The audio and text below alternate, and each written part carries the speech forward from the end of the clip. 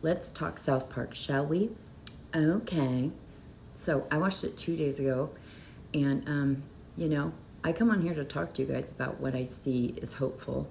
I try and be realistic, but that gave me an extra dose of hope. It really did. Like it's fine that they're making fun of Trump and all that stuff. Like they went for it, and I was proud of them.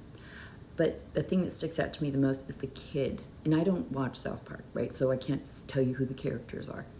I've seen a couple episodes over the years. But the kid that's walking around feeling devastated that like being anti-woke wouldn't be a thing. And so where will his identity come from? And so while, yes, they were challenging Trump and the administration and MAGA and all that, to me, they were specifically putting a dagger right into the podcasters, to the red-pilled bros, to comedians, and saying like, okay, so we've ridden this as far as we have, and now look what it got us.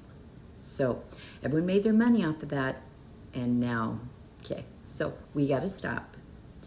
And it's hard because there's so many ways to approach MAGA, but when it comes to art is so important, and I've done videos on this. Like, if you make art, you should be using it for the resistance, and that's what they're doing. And I understand that they have their own motives for doing it, but both things can be true.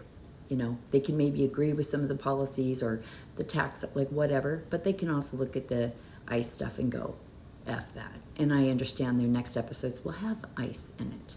It's going to have Charlie Kirk. And white kids, bros, whoever on the right, they care about that stuff. They get their own sense of like wanting to belong. And so if that group shifts, like you're seeing with Joe Rogan, you're seeing it somewhat with like Theo Vaughn, and while these guys have done real bad jobs by like having Trump on, stuff like that, like no one's dismissing that. But do I fundamentally think they want to see people harmed like that? I don't. Do I think they're greedy and selfish and uneducated? For sure. But that's a lot of the right, and that's some of the left. That's being human, okay?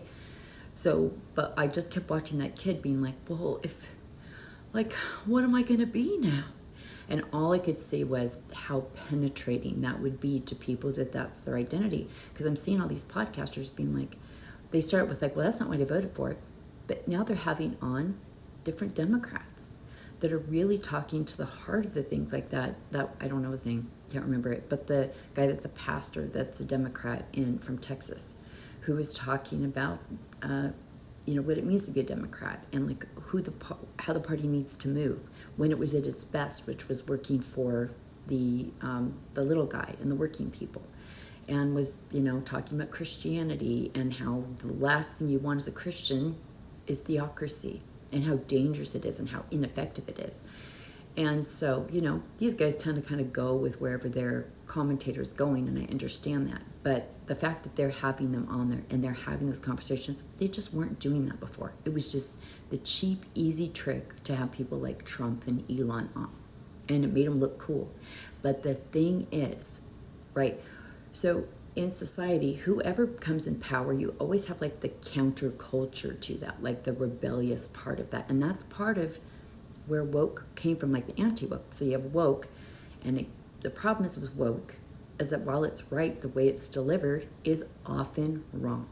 Like it's taught, is like it comes out as scolding and infantilizing people. Like, don't you know you can't say the R word? Instead of, we don't say that here, and let me explain to you why.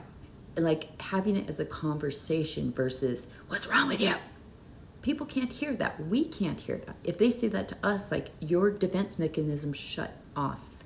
It's immediate. So when you attack people in cults, like the second you start to shame them or attack them, it's like an electrical fence goes up around their head, and they cannot hear you.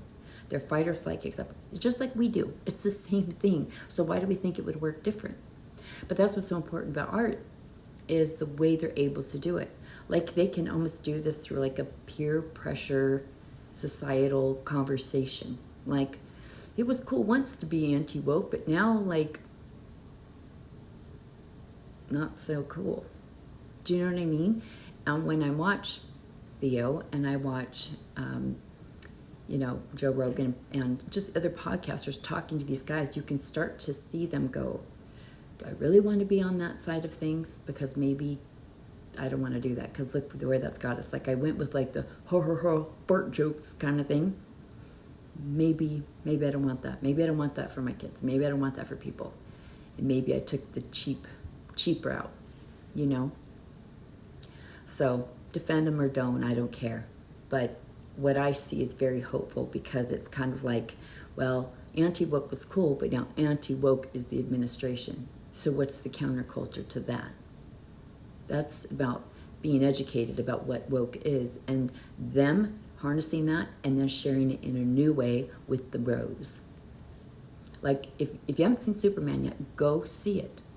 Because people on the left love it because we get it, and then it triggered guys on the right, like white men, like, ooh, it's woke.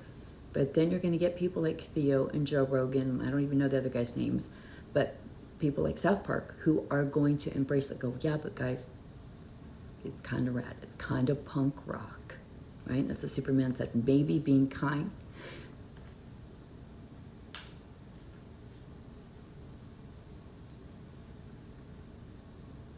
Is the new punk rock. And I think we're seeing that. And I'm so hopeful that that's what's happening, because I know things are fucked and I know it's scary and it's so frustrating, but my God, 6 months out to be where we are, we can do this. We can do it. We can.